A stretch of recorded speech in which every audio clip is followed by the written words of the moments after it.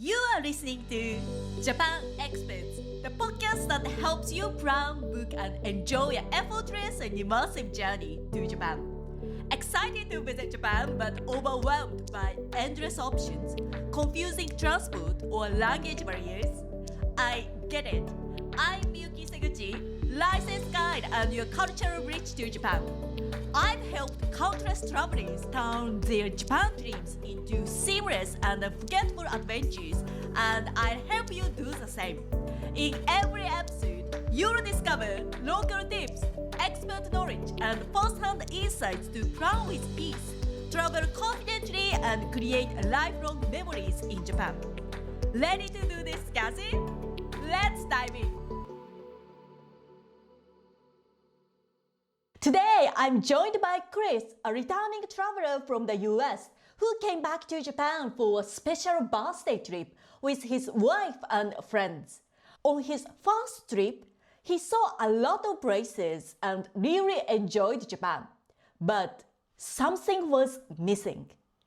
He told me that while they visited many sites, they only had a handful of real interactions with local people.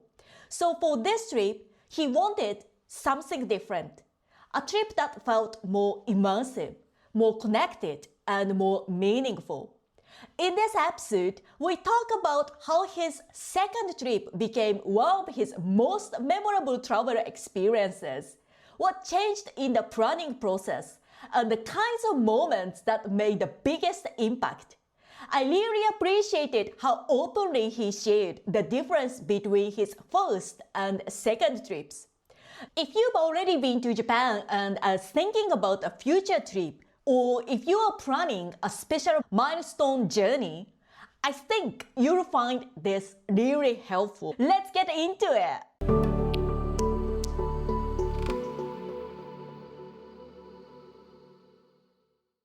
So this was your second trip to Japan. What made you want to come back? Oh, we loved the first trip so much. It was my first time ever in Asia on the first trip. And we kind of tagged on to our friend's trip. It was a last minute idea to go on that first trip and just fell in love with the country, with the food and with the people. When I was planning this trip, trying to figure out where I wanted to go, it was an easy pick. Japan was at the top of the list.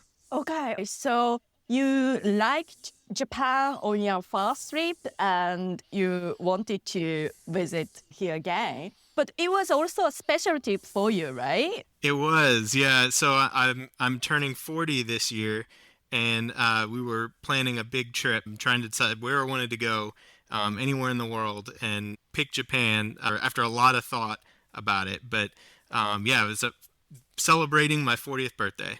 Yeah. So I'd love to hear how the travel experience itself went. But before starting to plan your trip, like how are you feeling about planning this trip before we actually started working together? Yeah, I love to plan trips and we love to travel. Ever since we got married, we always plan probably most years one big trip in a year. And I've planned them all on my own and I love it. But approaching this trip, I saw what we did on the first trip and wanted to go a bit further. And I knew that kind of what I wanted to do, I wasn't going to be able to plan it myself. I wasn't going to be able to have the experiences that I wanted to have if it was just me sitting here in the United States trying to plan it out. I could do what we did the first time and see a lot of great things, but I wouldn't get to experience as much as we ended up getting to experience on this trip. Yes, one of the comments I actually remember really clearly on the first call we had is that when I asked you about your first trip to Japan, like you said, we've seen a lot, but we didn't feel as part of the culture. Or like you said something like, we didn't really experience things. Like, was it that kind of like the feeling? Yeah, absolutely. We went to a lot of places. We saw a lot of the big sites. We even saw some smaller sites.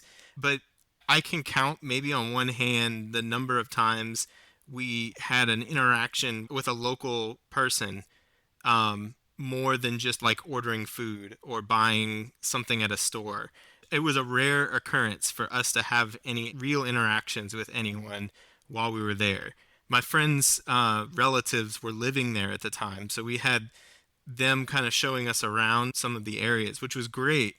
But everything was through an American living in Japan's viewpoint, right? Like it was better, it was more than I knew and more than my friends knew, but we weren't talking to someone that lived there and grew up there, right? They had only been in the country a year or two. So we didn't really have that great interaction the first trip.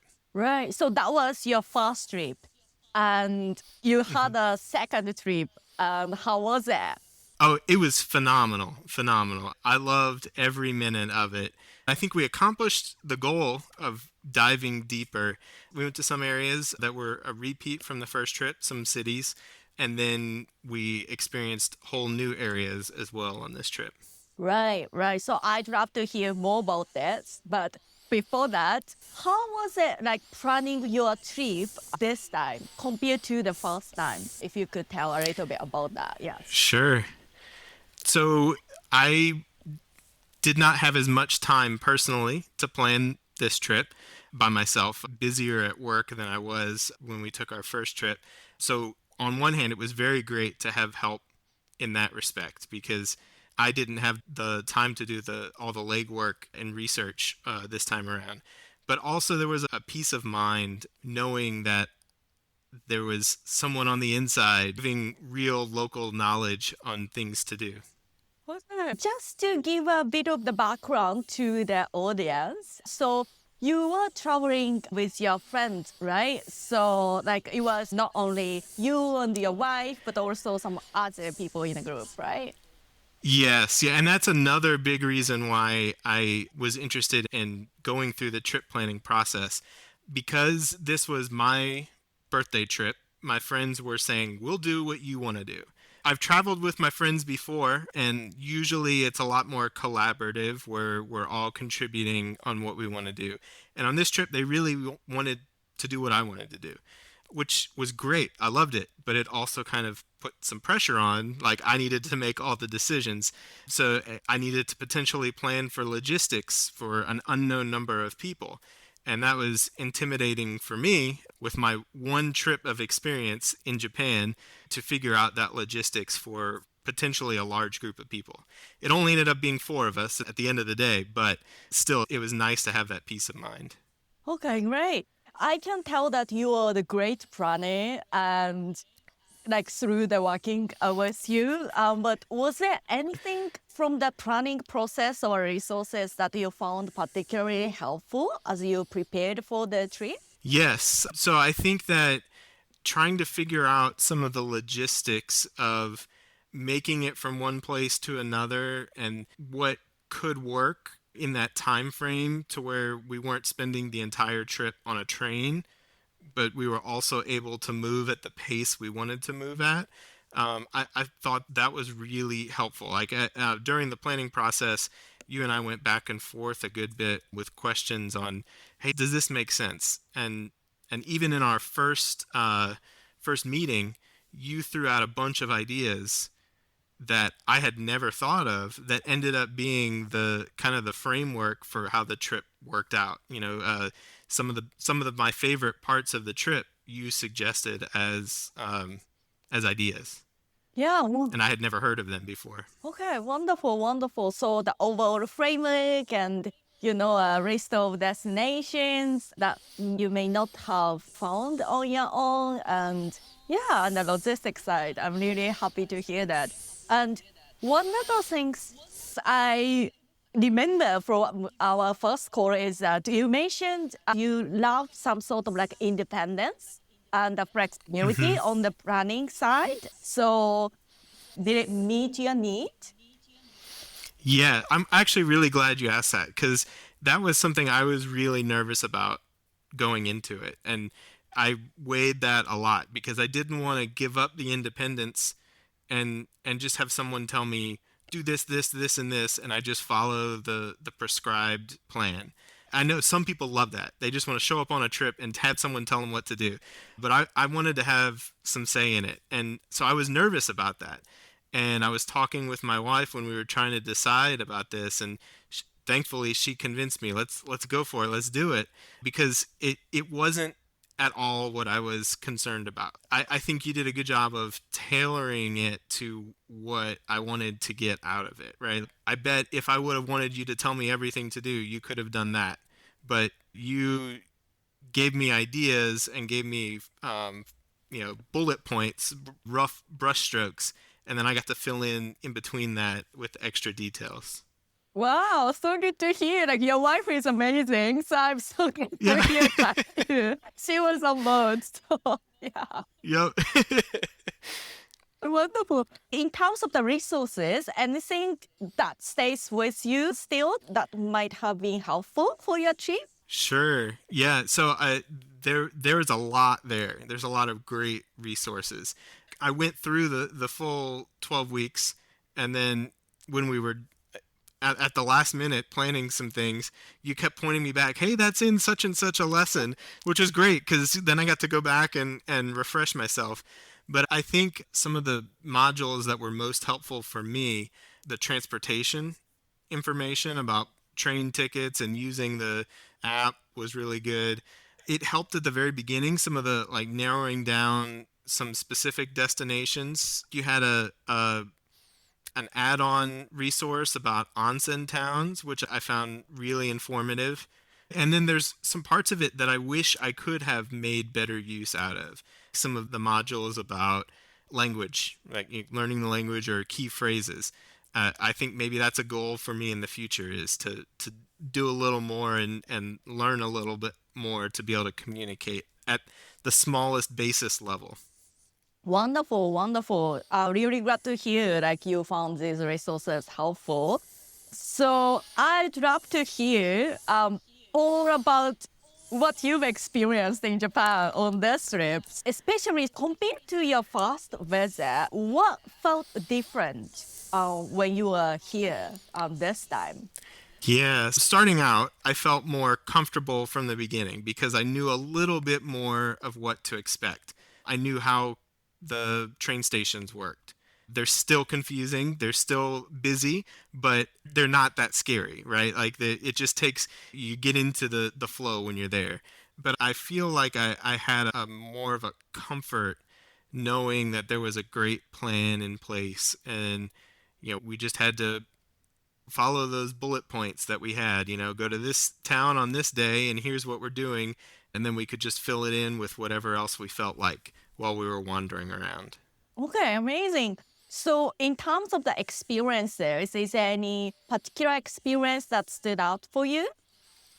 There's a couple. I think my top experience was the day that we went to the festival. I really, really enjoyed just being in the middle of the town's big celebration.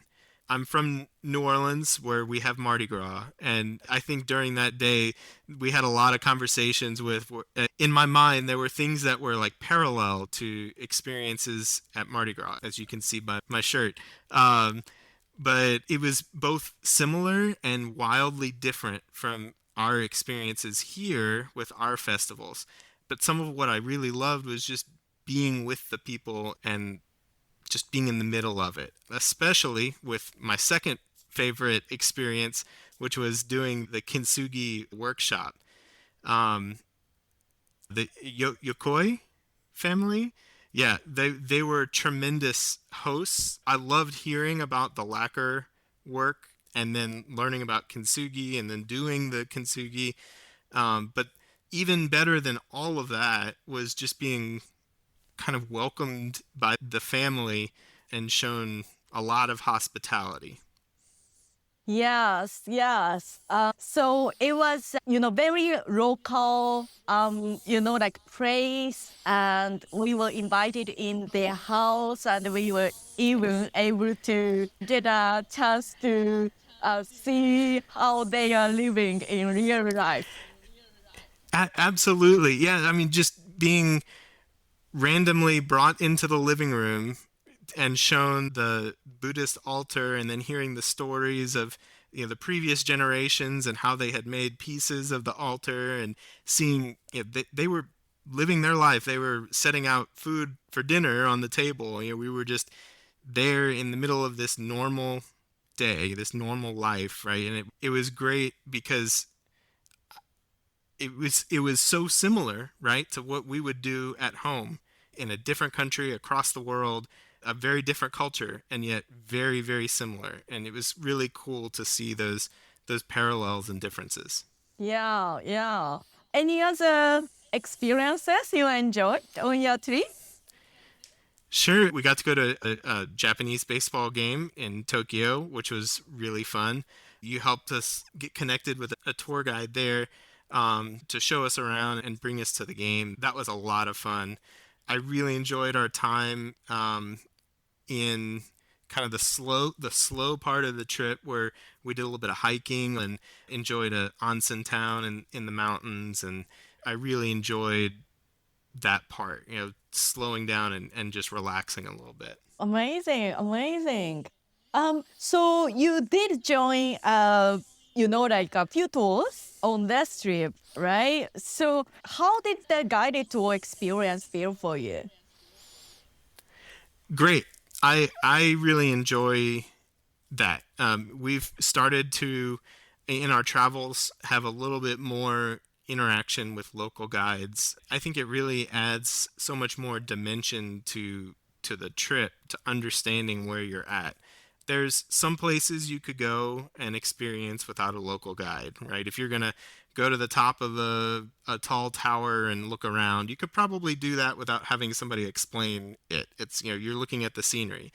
But especially when you're going to areas with a lot of history or a lot of cultural context, it's great to have that guide that can help you understand it better, especially when you can't read the language, right? Or really speak the language.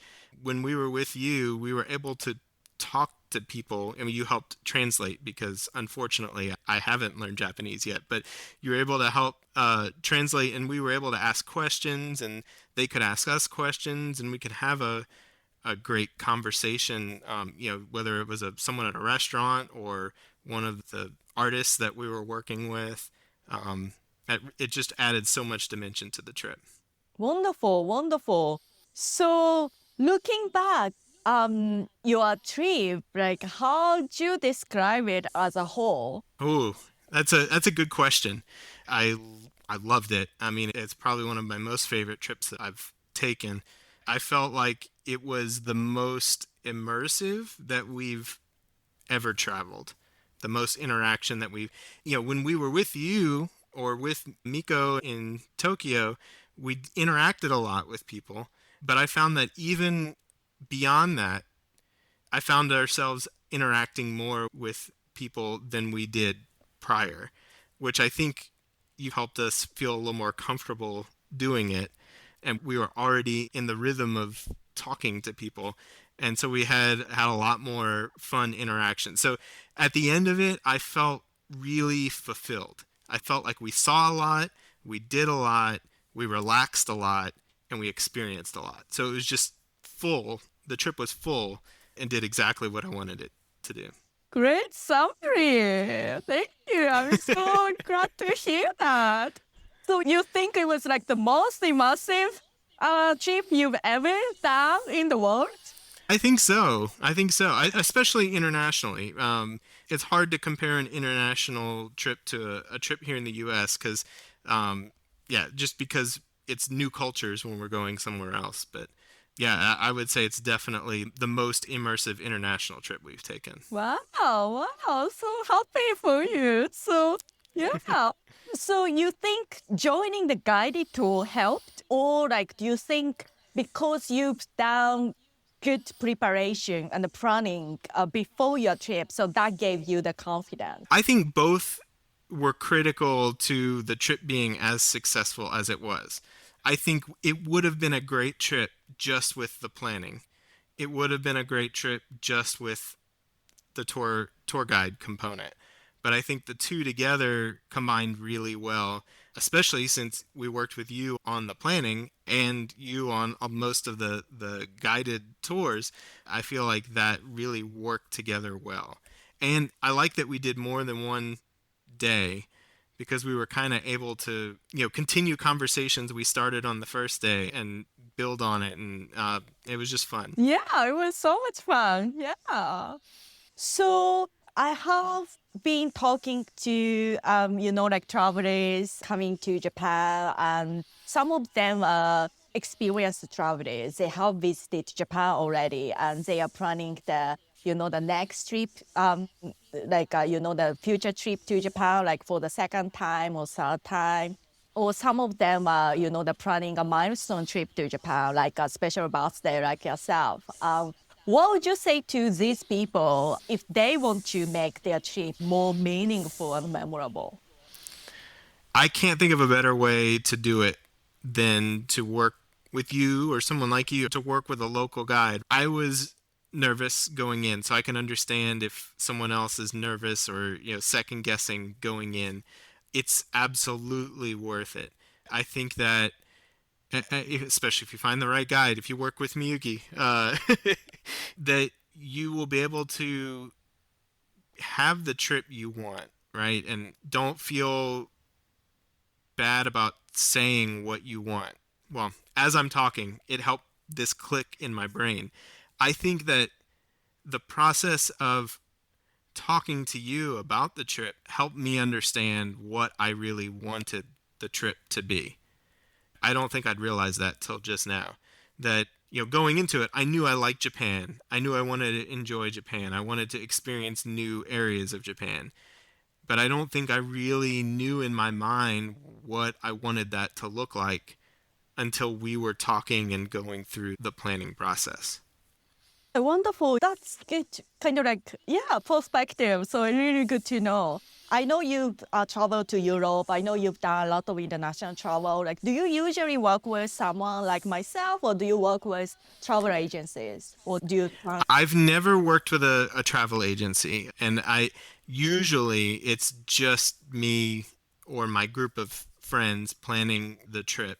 Recently, some of our more recent trips, we've worked with a local guide for maybe a day walking tour, but not really for advanced planning or anything like that. We would say, hey, we want to go to the this museum, or we want to see this historical site, and we would hire a guide that would take us to that area and explain everything to us. Those tours were maybe an hour to a half a day guides, but nothing as extensive as what we did on this trip. Okay. Like my tours are usually like a day tour. Like, was it like how did it felt? Do you think it was kind of like good length, or do you think it was like like compared to, because you've done short tours, right? Before. Yeah, I like it a lot. Even on this trip, we did a sake tour that was just a 2-hour tour, and I enjoy that a lot, right? But that's like a very specific, you're in and you're out, you do that one thing. What I liked about the day tour, the full day tour that we did with you, the two that we did with you and the one we did in Tokyo, is you're having conversations throughout the day. That interaction is probably my favorite part, aside from seeing all the great things, right? But like just talking, and it really makes the whole tour more memorable, I think. Yeah, yeah. That's actually one of the, the goals, like how I design my tools, so that it's not really only about the, like doing something together, but the conversations and interactions we have through the process. I think that's something you may not realize that before actually joining the tour. So I think that is a great value. So I'm really glad you enjoyed that. Yes. This isn't intentional, right? But some of the unforeseen little things of the tour were probably my favorite, where we forgot to get cash and we had to go find an ATM, and you helped get us coordinate that and get a ride to go to the ATM on the festival day. Like, that is such a great story now looking back, of like what we had to do. And if we were just going to one site and seeing one thing, we wouldn't have had that. As goofy as it is, right? Like, those little flexible moments are special. Yeah. If you tell one story to your friends from your trip, what would you tell them? Oh, I think it would be that story I was just talking about with the ATM was probably near the top of the list. I think later that day when we ended up watching the floats by night from the apartment building, like that was top story. I think from my travels, just so much fun, so many little interactions with people, and then seeing the floats, right? Like it was just really special. If you don't mind, could you tell us Sure. the story, like what happened with seeing the float from the apartment? Yeah. So I don't remember his name. Aki? Aki, that's right. So we were at Aki's house for his workshop for the lacquer and kintsugi workshop, and he invited us. He was going back into town to watch the night parade of the floats, and he invited us to come with him to his friend's building to watch the floats. The apartment building was located right where they made one of the turns with the floats. It was very dramatic, and you could kind of get a bird's eye view up above the crowd looking down on the floats. So we went back into town with Aki, and we were hanging out on the rooftop watching the crowd get ready for the parade, watching the sun go down, just feeling the vibes of the town. And then the parade happened, and his friends were inviting us down onto other floors to come see different angles of all the floats. And it was great seeing like their excitement about all of this, and sitting next to some folks and them being just very excited about every time they lifted the float and made the turn, and it just felt like we were part of the town, part of the whole experience. We weren't Americans out of place in a foreign country. We were just visiting a place and being welcomed in like we were part of the town. Yeah, amazing, amazing. It was a long day, but it was worth it. It was, yeah, yeah. And I think there were probably several times where we're like, okay, is now the appropriate time to leave, or is now, and I it was kind of funny, right? Because we'd be like, all right, I think we're gonna leave. Oh no, come down here and see this. Of which I loved it. Yeah, I loved it. Yeah, I didn't want to overstay our welcome, right? But yeah, it was great to just have that warm reception. Yeah, yeah. From them. And I think Aki will be very happy that now that you also mentioned lacquer alongside the kintsugi, not the kintsugi, but the lacquer is a very important part of kintsugi. So I think he's artist, so he's really happy to hear that, I think. Yeah, yeah, and I going into this, I had no idea really what lacquer was. In my mind, it was equivalent to polyurethane or any other type of like sealant that we would use. I didn't understand, what it was, that it came from a tree, how it was used, how precious it was. Like that was eye-opening for me. And then it was great after talking to him to go see in the restored Hanmaru Palace and see the lacquer work that he was talking about just 2 days later. That was really cool. Yeah, amazing, amazing. Any last comment or suggestions you'd like to give to our amazing audience? I would say I've been in the shoes of your fellow listeners, right? I started out listening to your podcast, and I think that if you're on the fence, if you're trying to decide, if this is worth it, or you want to take a tour with Miyuki, or have Miyuki help plan your trip, definitely go for it. Dive in. It's absolutely worth it. You will not regret it. Thank you so much. It was so lovely to have you. I really enjoyed talking to you and hear all about your experience. Same here. I wish I could talk more about this trip because it was great. I could talk for days. Amazing. Thank you.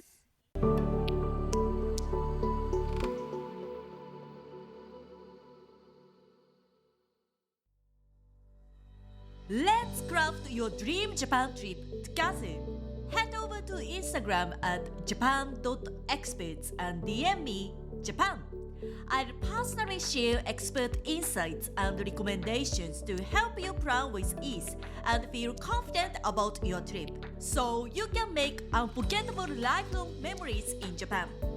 Not on Instagram, no worries. Join the Japan Experts community on Facebook, where I share exclusive travel tips and answer your questions, or grab more of my free Japan travel guides.